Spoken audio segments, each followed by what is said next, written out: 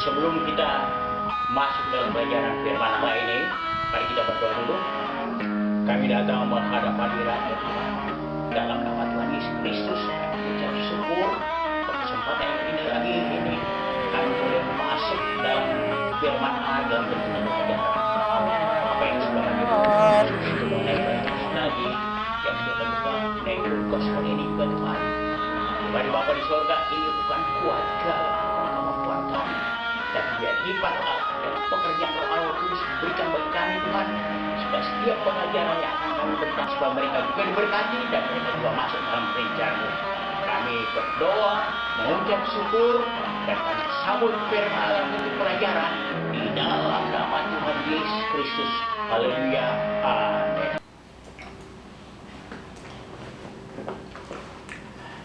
Shalom Net Citizen, kembali kita boleh dapat berjumpa lagi pada kesempatan yang paling indah ini, yaitu di dalam pelajaran Full Gospel Bible Study lagi. Kalau pelajaran akan kita lakukan ini, kalau episode yang lalu episode yang ke-9 ya, mengenai pelajaran yang lalu yaitu tentang tiang-tiang pelataran, kita dapat berjumpa lagi untuk kelanjutannya. Bukan lagi tiang pelajaran kita akan lakukan, tapi kita belajar mulai daripada pintu masuk ini. Kita menuju ke bagian mesbah korban bakaran. Ini akan kita bahas, akan kita pelajari pada saat ini.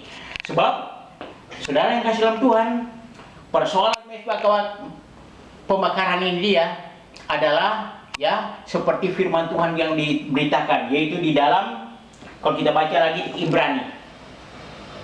Ya, Ibrani 8 ayat yang kelima. Ibrani 8 ayat yang kelima. Tentang tabernakel ini, apa ini sebenarnya? Ya. Ibrani 8 ayatnya yang kelima.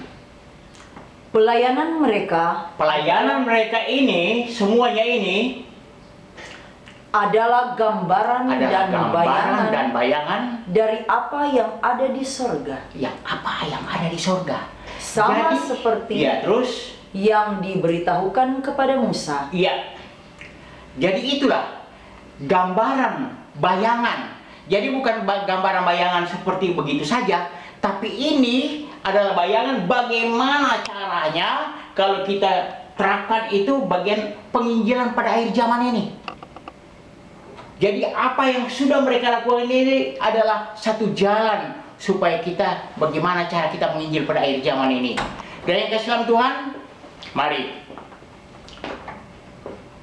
kita akan meningkat terus pengajaran ini.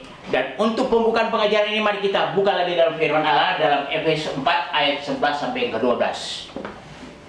Efesus 4 ayat 11 hingga ayatnya yang ke-12. Ya. Dan ialah yang memberikan baik rasul-rasul, Dia yang memberikan rasul-rasul maupun nabi-nabi, baik pemberita-pemberita Injil, maupun gembala-gembala dan pengajar-pengajar, untuk memperlengkapi orang-orang kudus, bagi pekerjaan pelayanan, bagi pembangunan tubuh Kristus. Itulah dia berikan pada akhir zaman ini supaya kita dilengkapi. Ada yang menjadi rasul, ada yang menjadi nabi, ada yang menjadi gembala, menjadi penginjil, ada yang menjadi guru, yaitu pengajar-pengajar, seperti yang saya lakukan sekarang ini, ya, mengajar. Tentu hikmat Allah selalu disertai oleh para pengajar-pengajar ini untuk memberitakan Injil, yaitu yang kita namakan yaitu Full Gospel Bible Study. Artinya kalau berbicara Full Gospel, artinya Injil yang sepenuhnya, tidak ditambah, tidak dikurang, harus komplit. Tidak ada yang ditutup, harus terbuka semuanya Tuhan. Di hadapan Tuhan harus terbuka. Sebab itu untuk melengkapi ini, mari sekarang kita masuk dalam pengajaran ini. Bagaimana yang sudah kita pelajari yang lalu sampai ke kita sudah berbicara tentang pelataran ini, tentang apa? Tentang tiang-tiang ini dengan arti-arti rohaninya, bahwa tiang-tiang ini adalah berbicara buku-buku. Ya, buku-buku yang tertera di Alkitab, ada di Perjanjian Lama, 39 buku, dan di Perjanjian Baru 27 buku, 66 buku. Kita sudah bahas itu pada pelajaran Efesus yang ke-9. Ini yang ke-10 ini kita akan bahas bagaimana caranya ya, tentang apa dengan para imam melayani umatnya di mezbah korban bakaran. Apa artinya mezbah korban bakaran ini? Tapi sebelum kita masuk dalam arti yang rohani, kita melihat dulu pekerjaan mereka tempo dulu. Apa nih mezbah korban bakaran? Dibuat bagaimana? Dengan cara bagaimana mereka buat ini? Mari kita akan baca dalam Keluaran pasal yang 27 ayat 1 sampai 8. Ini tentang pembuatan mezbah korban bakaran. Keluaran 27 ayat 1 hingga ayatnya yang ke-8. Ya. Haruslah engkau membuat mezbah dari kayu penaga. Harus kau buat mezbah dari kayu penaga. 5 hasta panjangnya. 5 hasta panjangnya. Dan 5 hasta lebarnya. Sehingga mezbah itu 4 persegi. 4 persegi. Tetapi 3 hasta tingginya. Tapi tingginya 3 hasta. Jadi ukuran 3 hasta ini dari sini ke sini. Dari sini ke sini. Terus haruslah engkau membuat tanduk-tanduknya pada keempat sudut. Harus engkau buat tanduk-tanduknya keempat sudutnya. Ini tanduk-tanduk. Ya.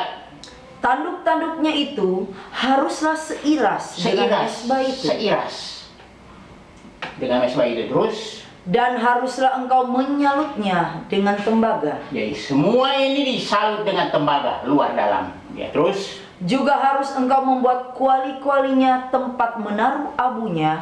Kuali-kuali tempat menaruh abunya. Jadi kalau ada bakar di atas, abunya paling jatuh ke bawah. Kuali-kuali ini. Ini gambar ini saya cuma bikin kecil ini. Cuma contoh kualinya.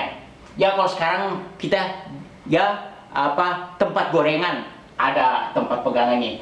Nah, kuali-kuali ini untuk menampung abu. Nah, jadi terang ini harus diletakkan di bawah ini, kuali ini yang gede ini. Kuali. Taruh di bawah. Terus dan sodok-sodoknya. Sodok-sodoknya. Dan bokor-bokor penyiramannya. Bokor-bokor penyiram ini ya, untuk ada air kalau terlalu besar disiram ya. Terus garpu-garpunya. Garpu-garpunya. Dan perbaraan-perbaraannya.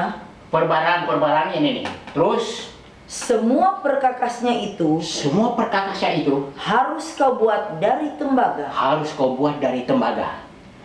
Haruslah engkau membuat untuk itu kisi-kisi. Kisi-kisi. Ya. Yakni jala-jala tembaga. Jala-jala tembaga, kita stop dulu sebentar. Kita terangkan jala-jala tembaga taruh di mana? Taruh ini bagi 2. Itu jala-jala ini di sini. Setengah ke atas, jala-jala. Terus dan pada jala-jala itu haruslah kau buat 4 gelang tembaga. Jadi ujung daripada jala-jala ini ya ada 2 tempat untuk pengusung. Terus kau buat 4 tembaga pada keempat ujungnya. Haruslah engkau memasang jala-jala itu di bawah jalur mezbah itu. Di bawah jalur mezbah itu. Mulai dari sebelah bawah. Dari sebelah bawah ini. Sehingga jala-jala itu sampai setengah tinggi mezbah tingginya. Jadi bagi 2. Jadi jala-jala ya rupa parah-parah gitu. Kayak orang Manado bilang parah-parah.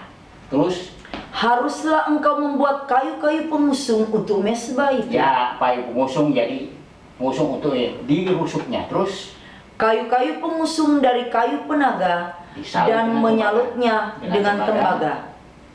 Kayu-kayu pengusungnya itu haruslah dimasukkan ke dalam gelang-gelang itu.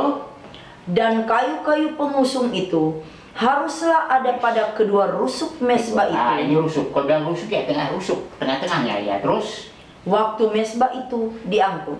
Kalau mezbah itu diangkut, jadi kasih masuk. Ya biasa gelang-gelang ini kalau udah siap mau berangkat dikasih masuk lagi. Beda dengan itu yang di sini, tidak boleh dibuka-buka. Harus tetap, tidak boleh dibuka-buka. Tapi kalau di sini, kalau ada kegiatan, dibuka dulu. Nah, mezbah itu harus kau buat berongga dan dari papan. Jadi di dalamnya ini ada rongganya, ya kosong di dalamnya. Cuma terbagi gua dengan si jala-jala ini. Terus seperti yang ditunjukkan kepadamu di atas gunung itu, demikianlah harus dibuat mesbah itu. Jadi karena ini mesbah tempat bakar domba, bakar kambing, bakar sapi, bakar yang lain-lain ya. Jadi di situ di keterangan yang dari imamat yang lain juga keterangan bagaimana disusun kayu bakar. Jadi kayu bakar ini sengaja kita dibilang kayak kisi-kisi gitu. Ini dari tembaga. Tentu tembaganya agak tebal dan kemudian dibuka lubang-lubang nih. Ada lubang-lubang begini. Jadi kalau kayunya udah terbakar, tinggal bara, tinggal abu. Jadi setelah ini pakai ginian, sodok-sodok ini abunya jatuh ke kuali ini. Jatuh ke kuali ini. Dan kemudian terangan yang kedua, kenapa saya tidak sama pelajaran tabernakel ini dengan tabernakel yang lain yang kita lihat? Mesbah korban bakaran mereka gambar cuma dari sini ke atas, langsung ke tanah langsung. Kenapa saya ada pakai kaki? Kenapa? Tentu ada maksud yang lain. Kenapa mesti pakai kaki? Nanti sebentar kita lihat praktek imam itu untuk melayani pekerjaannya. Ya. Di sini kenapa?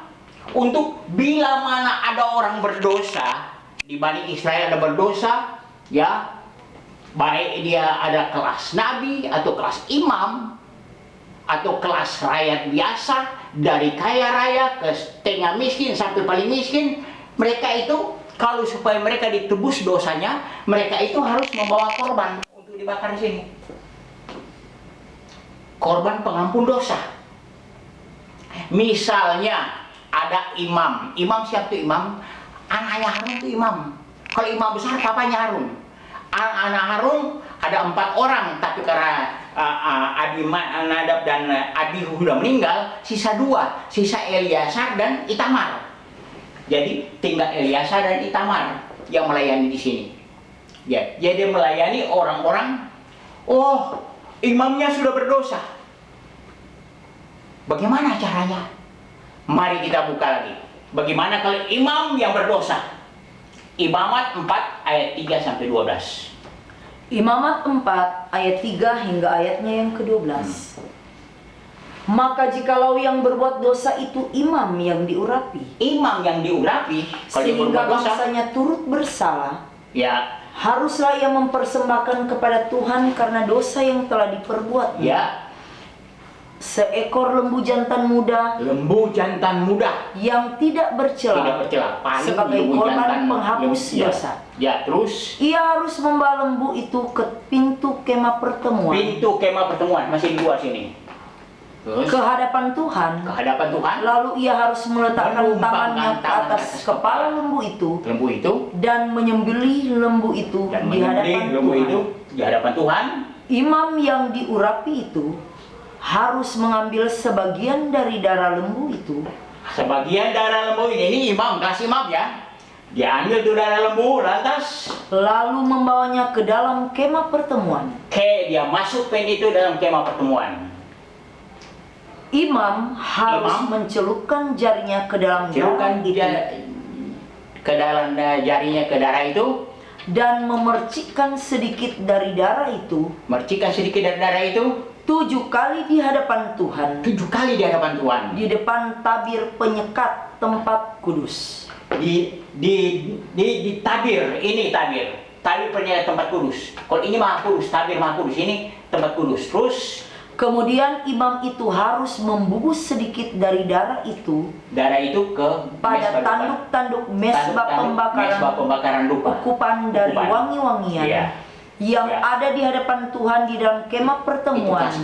Terus dan semua darah selebihnya harus dicurahkannya kepada bagian bawah mesbah.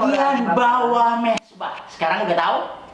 Dicurahkan di bagian bawah mesbah. Kalau mesbah ini cuma sampai sekitar, mau dicurahkan bagaimana darahnya di bawahnya? Mau gali lantas dicurahkan begini, nggak bisa pakai gali-gali. Sebab itu saya pakai kaki supaya darah yang dimaksud ini dicurahkan di bawah mesbah, dibuang ke bawah mesbah ini. Kalau sudah pembakaran kan kuali sudah ada, tapi sebelum pembakaran Kan ini kuali di luar. Di luar. Masih kosong. Dia curahkan itu darahnya di bawah mezbah. Bagaimana curahkan kalau ini langsung ke tanah? Nggak bisa. Bab itu saya gambar pakai kaki-kaki menurut hikmat Tuhan. Jadi harus supaya mezbah itu ada kakinya, supaya darah yang dimaksud tadi itu dicurahkan di bawah dari mezbah. Jadi sudah sampai 12 tadi. Terus ya, segala lemak lembu jantan korban penghapus dosa itu lemak terus harus dikhususkannya dari lembu itu, yakni lemak yang menyelubungi isi perut dan segala lemak yang melekat pada isi perut itu. Terus dan lagi kedua buah pinggang dan lemak yang melekat padanya, yang ada pada pinggang dan umbai hati yang harus dipisahkannya beserta buah pinggang itu. Sama seperti yang dikhususkan dari lembu korban keselamatan. Imam harus membakar semuanya di atas mezbah korban bakaran. Di atas mezbah korban bakaran. Adapun kulit lembu jantan itu dan segala dagingnya beserta kepala dan betisnya dan isi perutnya dan kotorannya. Jadi lembu jantan itu seluruhnya harus dibawa keluar perkemahan ke suatu tempat yang tahir, ke tempat pembuangan abu. Dan pembuangan abu, kali Muhammad bilang di sebelah utara ini sebelah utara. Sebelah utara. Ada tempat pembuangan abu di luar ini. Terus dan lembu itu harus dibakarnya sampai habis di atas kayu api di tempat pembuangan. Jadi ada pembuangan di luar, dibakar sana dulu. Jadi inilah pelayanan. Kalau imam yang bersalah, nah kalau rakyat yang bersalah bagaimana? Kita buka lagi para rakyat biasa. Imamat 4 ayat 13 sampai 9 sampai 20 sampai 35 nih semuanya. Imamat 14 mulai ayat 13 sampai 19 hingga ayatnya yang ke-19. Jikalau yang berbuat dosa dengan tak sengaja itu segenap umat Israel. Umat Israel itu rakyat, umat-umat. Ya terus. Dan jemaat tidak menyadarinya sehingga mereka melakukan salah satu hal yang dilarang Tuhan. Sengaja atau tidak sengaja sudah melakukan dosa. Terus, dan mereka bersalah. Kalau mereka bersalah, maka apabila dosa yang diperbuat mereka itu ketahuan, haruslah jemaat itu mempersembahkan seekor lembu jantan yang muda sebagai korban penghapus dosa. Korban penghapus dosa. Lembu itu harus dibawa mereka ke depan kemah pertemuan. Ke depan kemah pertemuan.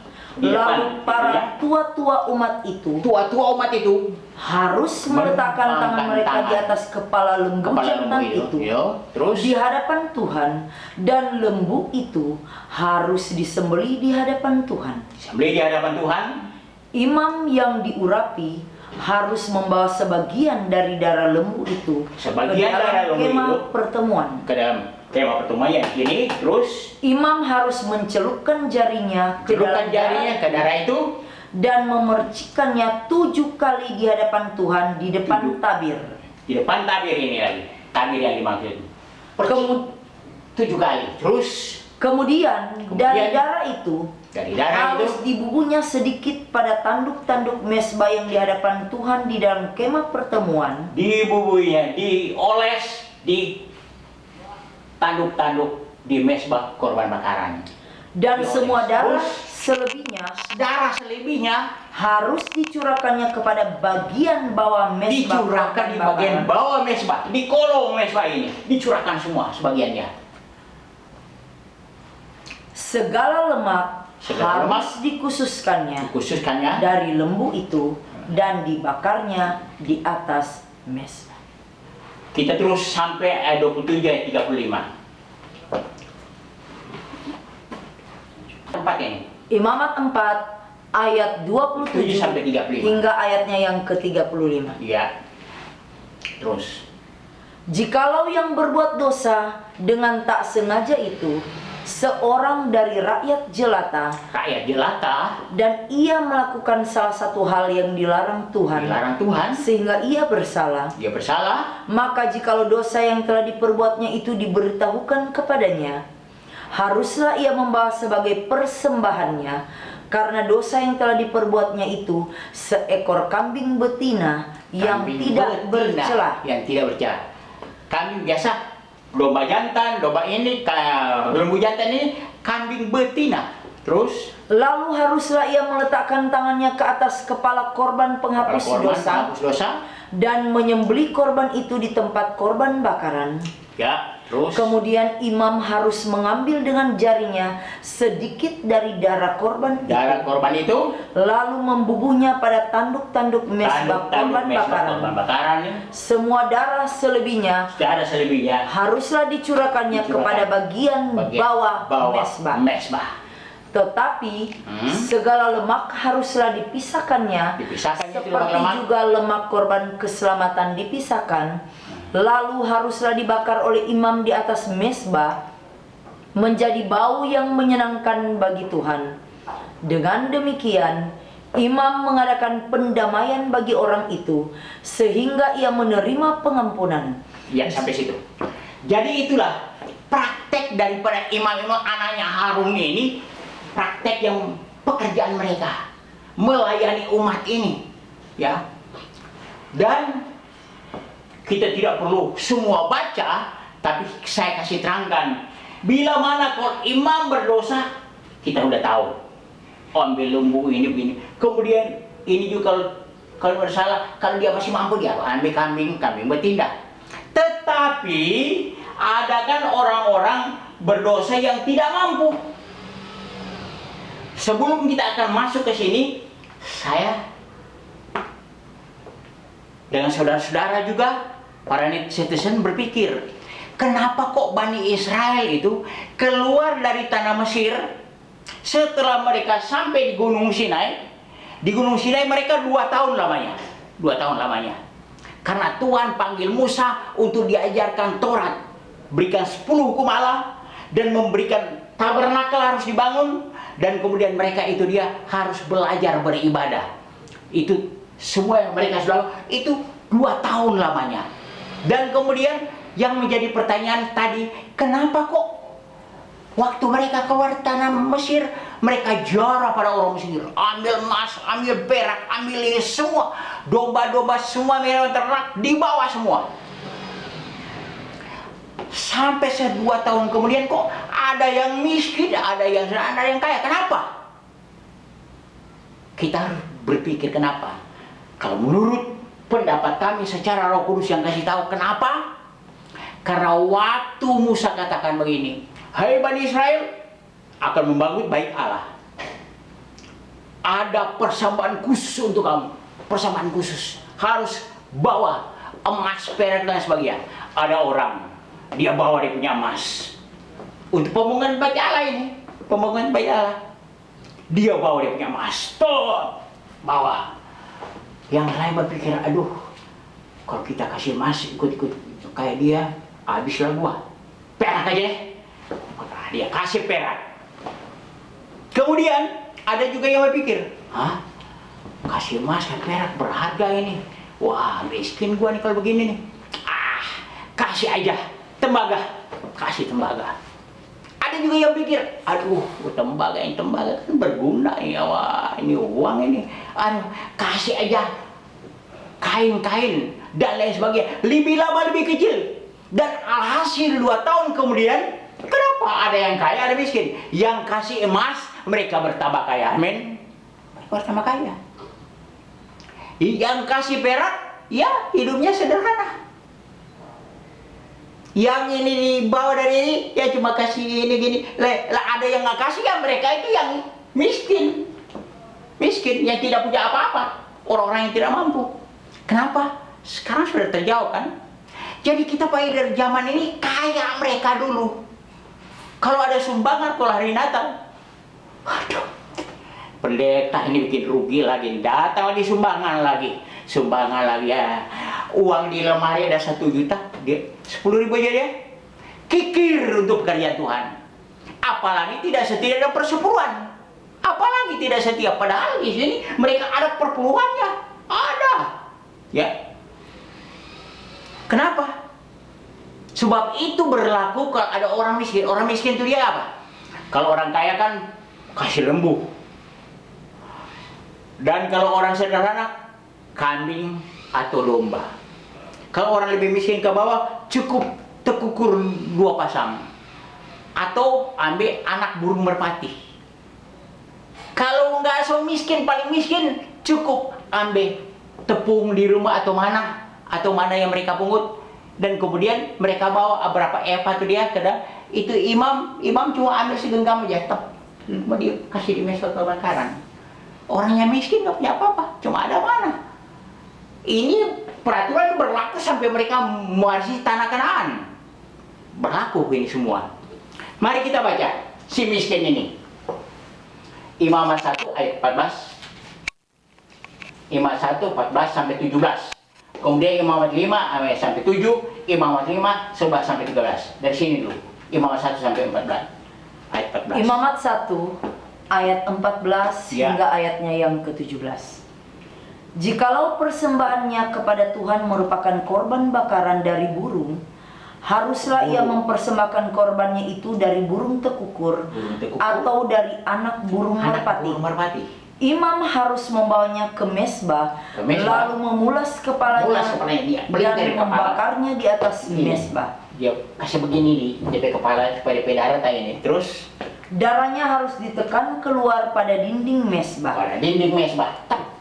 Temboloknya serta dengan bulunya haruslah disisihkan dan dibuang ke samping mesbah sebelah timur ke tempat dibuang ke samping mesbah sebelah timur. Ini timur, mengarahnya timur nih, sebelah timur nih, dibuang darahnya. Terus dan ia harus mencabik burung itu pada pangkal sayapnya. Pangkal sayapnya dicabik. Tetapi tidak sampai terpisah. Jangan sampai putus, terpisah. Lalu imam harus membakarnya di atas mesbah, di atas kayu yang sedang terbakar. Di kayu yang sedang terbakar, di atas. Itulah korban bakaran, suatu korban api-apian yang baunya menyenangkan bagi Tuhan. Dan kita sambung Imamat 5 ayat 7. Imamat 5 ayat yang ke-7. Ayatnya yang ke-7. Tetapi jikalau ia tidak mampu untuk menyediakan kambing atau domba atau burung atau anak burung, maka sebagai tebusan salah karena dosa yang telah diperbuatnya itu, haruslah ia mempersembahkan kepada Tuhan 2 ekor burung tekukur. Oh iya, masih yang sederhana. Terus ya, 2 ekor anak burung merpati yang seekor menjadi korban penghapus dosa dan yang seekor lagi menjadi korban bakaran.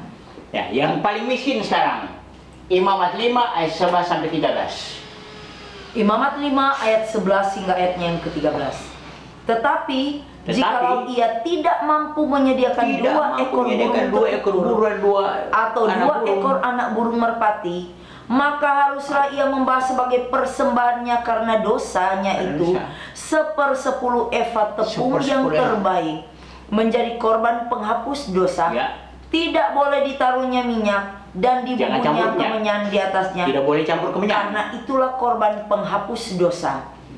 Lalu haruslah itu dibawanya kepada imam. Dan imam itu haruslah mengambil daripadanya segenggam sebagai bagian ingat-ingatannya, lalu membakarnya di atas mesbah di atas segala korban api-apian Tuhan. Itulah korban penghapus dosa. Dengan demikian imam mengadakan pendamaian bagi orang itu karena dosanya dalam salah satu perkara itu, sehingga ia menerima pengampunan. Selebihnya adalah bagian imam, sama seperti korban sajian. Iya, itu praktek. Banyak lagi penghapus dosa yang lain. Dia membunuh, dia begini, tapi banyak lagi. Saya cuma cerita garis besarnya aja, cuma 3 bagian aja. Dosa imam, dosa orang sederhana, dosa orang yang paling kecil. Nah, jadi kalau kita dikatakan Ibrani tadi katakan bahwa ini adalah pelayanan bayangan, pelayanan daripada gambaran atau bayangan pelayanannya di sorga yang untuk mencapai kerajaan sorga itu. Jadi bisa kita kaitkan sekarang dengan pelayanan pada akhir zaman ini. Jadi mesbah korban bakaran seperti kita belajar tabernakel global. bahwa mesbah korban perkara itu berbicara mengenai pertobatan. Mengenai tentang pertobatan. Mengenai tentang pertobatan. Sebagaimana ya pelayanan itu sama juga. Tapi sebelumnya itu kita masuk dalam Injil sekarang, kita buka lagi ini Injil. 2 Timotius 4 ayat 1 sampai 5 tentang Injil akhir zaman ini. Kita selalu baca itu dan kita harus mengerti. Terus 2 Timotius 4 ayat 1 hingga ayatnya yang kelima. Di hadapan Allah dan Kristus Yesus yang akan menghakimi orang yang hidup dan yang mati, aku berpesan dengan sungguh-sungguh kepadamu. Aku berpesan kepada sungguh-sungguh padamu. Dia katakan pada Timotius, muridnya Paulus. Terus, demi penyataannya dan demi kerajaannya, beritakanlah firman. Beritakanlah firman. Siap sedialah. Siap sedialah. Baik atau tidak baik. Baik atau tidak baik waktunya. Nyatakanlah apa yang salah. Nyatakan apa yang salah. Tegurlah dan nasihatilah. Tegur dan nasihatilah. Dengan segala kesabaran dan pengajaran. Karena akan datang waktunya. Orang tidak dapat lagi menerima ajaran sehat. Orang tidak mau lagi dengan pengajaran sehat. Tetapi mereka akan mengumpulkan guru-guru mereka menurut kehendaknya. Untuk memuaskan keinginan telinganya. Mereka akan memalingkan telinganya dari kebenaran. Dan membukanya bagi dongeng. Tetapi kuasailah dirimu dalam segala hal. Sabarlah menderita. Lakukanlah pekerjaan pemberita Injil. Dan tunaikanlah tugas pelayanan. Ya. Jadi penginjilan adalah menegur kesalahan. Beritakan situasi yang tidak baik dan baik. Mungkin yang mendengar lagi marah-marah di rumah. Mungkin yang mendengar lagi jengkel-jengkel bahwa para pendeta-pendeta. Mungkin tidak. Beritakan Injil, mau dengar apa tidak? Tidak menjadi soal. Yang penting beritakan, mau percaya puji Tuhan. Kalau tidak percaya, silakan menuju ke neraka. Itu aja. Tentu dengan kesabaran dan pengajaran. Nah inilah, diajar dengan kesabaran. Siapa tahu Anda ini juga masuk dalam rencana Allah untuk kehidupan yang kekal. Nah inilah. Jadi kita sudah belajar dulu tentang 4 tiang yang ada di sini. 4 tiang di muka kemah di kemah pertemuan atau di tabernakel ini. Bahwa 4 tiang ini adalah berbicara Injil. Matius, Markus, Lukas, dan Yohanes. Tentang apa itu? Jadi pemberitaan firman Allah ini ya kita harus dengar. Pemberitaan firman Allah itu sangat tegas. 1 Timotius 5 ayat 20 sampai 22 lagi. Ya, bagaimana pemberitaan firman Allah ini? Untuk apa? 1 Timotius 5 ayat 20 hingga ayatnya yang ke-22. Mereka yang berbuat dosa, hendaklah kau tegur di depan semua orang. Ditegur di depan semua orang. Agar yang lain itu pun takut. Di hadapan Allah dan Kristus Yesus. Dan malaikat-malaikat pilihannya. Kupesankan dengan sungguh kepadamu. Camkanlah petunjuk ini. Tanpa prasangka. Dan bertindaklah dalam segala sesuatu. Tanpa memihak. Janganlah engkau terburu-buru menumpangkan tangan pada orang atas seseorang. Dan janganlah terbawa-bawa ke dalam dosa orang lain. Jagalah kemurnian dirimu. Jagalah pelayanan pekerjaan Injil diberitakan. Jadi itu cara menginjil. Sekarang pintu ini kita lihat ada 3 tempat masuk. Tapi apa? Berbicara artinya Injil diberitakan. Kita buka lagi. Yohanes 14 ayat 6. Yohanes 14 ayat 6. Ya. Kata Yesus kepadanya. Akulah jalan dan kebenaran dan hidup. Tidak ada seorang pun yang datang kepada Bapa kalau tidak melalui Yesus Kristus. Jadi arti kata lain, tanpa percaya kepada Yesus tidak ada satupun yang masuk surga tanpa melalui Tuhan Yesus Kristus sebagai juru selamat dunia. Dia mati disalib untuk saudara-saudara. Jadi tanpa Yesus tidak ada pun seorang yang bilang-bilang dia mau masuk surga. Tidak ada. Ini penginjilan. Penginjilan ini untuk kita orang Kristen, bukan untuk agama lain. Saya beritakan ini bukan untuk orang beragama Hindu, orang yang beragama Buddha, orang yang beragama Islam, bukan. Itu diberitakan untuk orang Kristen tok, orang yang percaya kepada Tuhan Yesus Kristus. Itu beritanya. Jadi tanpa Tuhan Yesus Kristus tidak ada seorang pun yang sampai ke surga. Sebab Yesus itu adalah jalan. Ini ada 3 pintu: keselamatan dan hidup. Kita baca lagi terus Yohanes 3 ayat 16. Yohanes 3 ayat 16. Karena begitu besar kasih Allah akan dunia ini, sehingga Ia telah mengaruniakan Anaknya yang tunggal, supaya setiap orang yang percaya kepadanya tidak binasa, melainkan beroleh hidup yang kekal. Jadi melalui Yesus yang kepada yang percaya saja, tidak percaya ya tidak usah. Tapi yang percaya akan memperoleh kehidupan kekal. Mereka tidak masuk dalam penghukuman, tapi mereka masuk dalam kehidupan yang kekal. Siapa nggak mau? Sudah terlalu bodoh orang kalau tidak percaya kepada Yesus. Dan kemudian dilengkapi lagi terus. Kisah Rasul 4 ayat yang ke-12. Kisah Rasul 4 ayatnya yang ke-12. Ya, terus. Dan keselamatan tidak ada di dalam siapapun juga, selain di dalam Dia. Yang di dalam Dia. Sebab di bawah kolong langit ini tidak ada nama lain yang diberikan kepada manusia yang olehnya kita dapat diselamatkan. Tidak ada nama lain, cuma melalui Yesus. Kenapa mesti melalui Yesus? Siapa sih ini Yesus? Ini selengkapnya. Filipi 2 ayat 9-11. Filipi 2 ayatnya yang ke-9 hingga ayatnya yang ke-11. Dia.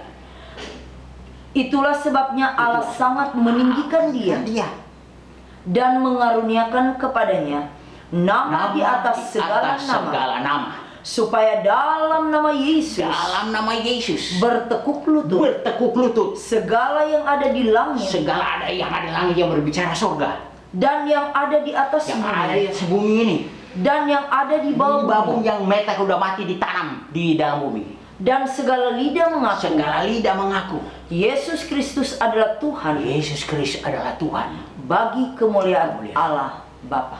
Amin, saudara-saudara. Amin. Dia itu adalah Allah yang menjadi manusia, yang kita kenal Lord, adalah Tuhan. Semua mengaku, mau bangsa lain akan penghakiman yang akan datang akan mengaku semua, bertelut semua lutut. Semua lidah mengaku bahwa Yesus itu adalah Tuhan. Itu luar biasa bagi kami orang Kristen. Bahwa ini satu janji yang paling luar biasa. Sekarang kita tahu bahwa Allah yang kita sembah itu yang sudah menjadi Yesus Kristus yang berkorban di Bukit Golgota, mati di sana untuk saudara dan saya. Itu. Inilah. Dan bagi mereka yang sudah percaya, sekarang setelah mereka sudah percaya, oke, kita percaya. Langsung mereka masuk. Kalau kita belajar tempo dulu tentang taraf iman, taraf rohani kita, kalau dulu kita kosong, orang duniawi, setelah percaya Yesus kita sudah ada satu iman. Apa cuma satu? Kita meningkat sampai ke kedua, yaitu ke mezbah korban bakaran. Ke mezbah korban bakaran yang kita sudah lihat cara praktek para imam ini melayani para umat yang berdosa, supaya mereka itu diampuni dosanya. Pelayanan itu juga adalah gambaran kita sekarang ini bagaimana kita harus dilayani.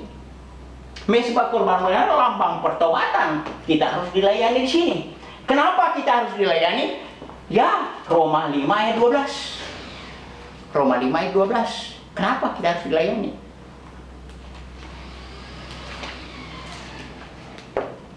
Roma 5 ayatnya yang ke-12.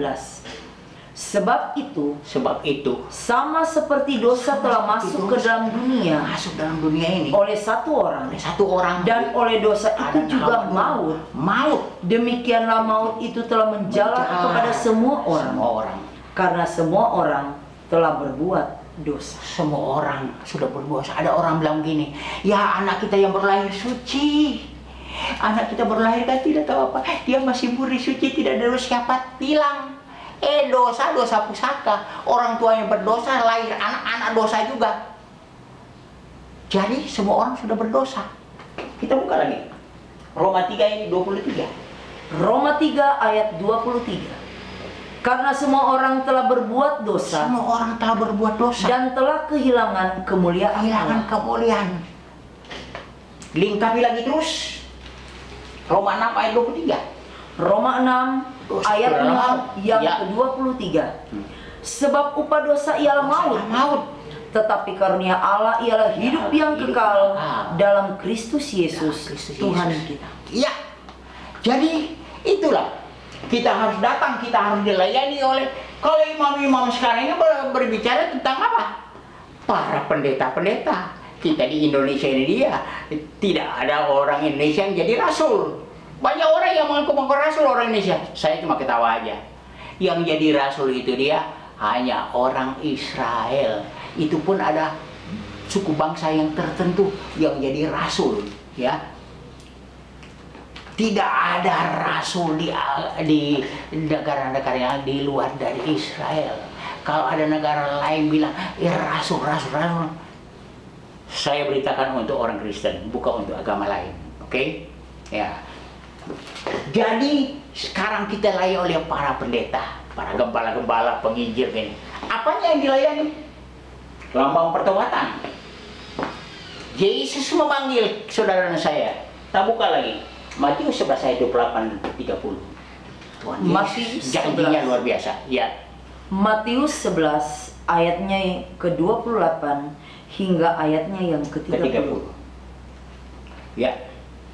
Marilah kepadaku semua yang letih lesu dan berbeban berat. Aku akan memberi kelegaan padamu. Pikulah kuk yang kupasang. Dan belajarlah padaku. kepadaku. Karena aku lemah lembut dan rendah hati. Dan jiwamu akan mendapat ketenangan. Sebab kuk yang kupasang itu enak dan bebanku pun ringan. Ini janji dari Tuhan Yesus. Jadi untuk mendapat itu semua melalui siapa? Melalui Kristus. Sesudah kita mau datang kepada Tuhan, sebagaimana untuk pengampunan dosa dia, kita harus bawa sapi, bawa kambing domba, bawa terkukur, bawa anak burung merpati, bawa tepung. Tapi zaman sekarang lain. Ini kan bayangan, kata Ibrani 8 ya. Kita bawa diri kita yang berdosa ini kepada Tuhan. Diri ini yang kita bawa, ya. Bukan ganti binatang lagi. Kita datang kepada pendeta. Kita datang kepada penginjil, pengajar. Kita datang kepada mereka untuk dilayani sebagaimana mereka pelayanan dulu. Adalah bayangan, kata Ibrani. Adalah bayangan. Semua korban-korban itu mereka tumpang tangan. Kita juga waktu sudah datang, Pak Pendeta, kita mau bertobat Tuhan. Betul, mau terima Tuhan Yesus? Iya, mau terima. Pendeta tumpang tangan di atas kepala orang ini. Tuhan, dan dia perdamaikan engkau. Mereka yang berdosa diperdamaikan dengan Tuhan. Sebab kita ini adalah roh-roh jahat. Kita ini segala dosa yang kita perbuat diperdamaikan dengan Tuhan oleh para pendeta ini, para penginjil, para gembala ini. Diperdamaikan. Segala setan, kuasa gelap yang merasuk dia atau dosa-dosa lama dalam nama Tuhan sekali leburkan, hancurkan. Dan kemudian kita sudah belajar doa. Siapapun kau minta dalam namaku, aku akan melakukannya. Jadi pendeta minta di dalam nama Tuhan Yesus, dosa ini sudah hapus dan sudah diumumkan dengan Tuhan. Kau minta dalam namaku, aku akan melakukan. Dia akan terima. Dosa terlepas. Imam bawa dan dibakar sini. Terlepas. Dosa sudah diampuni. Itu secara imam yang dulu. Tapi secara pendeta lain. Kenapa domba kami semuanya harus dipotong-potong. Dipotong-potong, kenapa harus dipotong-potong? Dan kemudian dibakar di sini. Berbicara apa? Ada firman Tuhan. Kalau matamu berdosa, cungkil, kata firman Tuhan. Kalau tanganmu berdosa, bunuh orang, pukul orang, bikin kejahatan, potong tanganmu. Firman Tuhan ada tulis. Dan kalau kamu ini ya mulutmu udah ngomong ya segala macam, potong lidahmu, potong ininya. Kalau kamu ya potong leher, potong anggota tubuh yang berdosa. Tapi apakah demikian? Kita mesti potong leher, kita mesti potong lidah, potong tangan. Bukan demikian. Itu hanya perumpamaan, kata ganti. Artinya bagaimana korban itu dipotong-potong, kita juga yang berdosa ini, tangan kita yang berdosa, potong. Artinya bertobat di tangan, didoakan kepada Tuhan, dilayani oleh pendeta. Itu tadi di pelayanan pribadi namanya. Sudah gitu baru diperdamaikan dengan Tuhan. Mulut kita ini tak, lidah dipotong, dibakar. Otak kita nggak benar, potong kepala, bakar kepalanya situ. Dibakar oleh api Roh Kudus sekarang ini. Kalau dulu api beneran, sekarang Roh Kudus sebagai api bakar. Tak, baik kita jadi orang baru, amin. Kita jadi orang baru. Ini firman Tuhan. Bab itu bayangan yang pelayanan tempo dulu di tabernakel ini, baik Allah yang bongkar pasang ini, tiang awan jalan mereka bongkar, awan dengan tugas yang mereka yang sudah kita pelajari dulu, bagaimana kaum Lewi itu dia pikul jalan 3 hari 3 malam, tiang awan berhenti lagi, pasang lagi, bongkar pasang. Tapi kita lebih hebat sekarang. Kalau kita ikut pelayanan Taurat dulu, Lukas siang, siapa yang berani? Siapa darah? Kita ingat kita ke Papa Dukun dulu. Gini, hampir sama lah. Ambil darah, pak. Ambil DP hati, DP lemak-lemak. Begini. Mana sanggup? Tapi puji nama Tuhan, saya ini tidak lahir pada zaman ini. Kalau saya lahir pada zaman ini, saya nggak mampu. Puji Tuhan, kalau sekarang ini lebih indah lagi. Di Matius 1 ayat 43, kita baca lagi. Walaupun nggak ditulis ini, kita baca lagi. Sebagai orang Indonesia ya, di 1 ayat 43, kita baca lagi. Ya. Matius 21 ayat 43. Ayatnya yang ke-43. Iya. Sebab itu aku berkata kepadamu, bahwa kerajaan Allah akan diambil daripadamu dan akan diberikan kepada suatu bangsa yang akan menghasilkan buah kerajaan itu. Jadi puji nama Tuhan, dulu kerajaan Allah atau surga itu milik orang Israel, tidak ada bangsa lain yang dipilih. Tapi puji nama Tuhan, dengan pemberontakan mereka, dengan ketegaran mereka, keangkuhan dan kesombongan mereka ingin menjadi lebih dari seperti Allah, memberontak terhadap Allah, maka itulah kami mengucap syukur kerajaan Allah bukan cuma diberikan kepada mereka. Kami juga orang Indonesia ada kebagian, amin. Amin, para citizen, amin. Kami juga kebagian. Kita juga masuk di dalam rencana Allah. Puji nama Tuhan, kalau saya ini terpilih oleh Tuhan untuk pernah jadi gembala, pernah menjadi penginjil keliling, sekarang jadi pengajar. Puji nama Tuhan, 3 talenta ini Tuhan percayakan bagi saya pada akhir zaman itu melayani pekerjaan Allah untuk pelebaran kerajaan surga. Puji nama Tuhan. Dan kemudian mereka dilayani di tempat ini. Kita sudah mengerti sekarang bagaimana korban itu disembelih, dibakar di sini. Kita, segala kejahatan kita dibakar oleh api Roh Kudus lewat penumakan tangan para hamba-hamba Tuhan. Kita sudah dilayani pribadi, dan kemudian apakah kita sudah meningkat di kedua? Cuma sampai situ? Kita harus meningkat sampai ke nomor 3. Nomor 3 itu apa?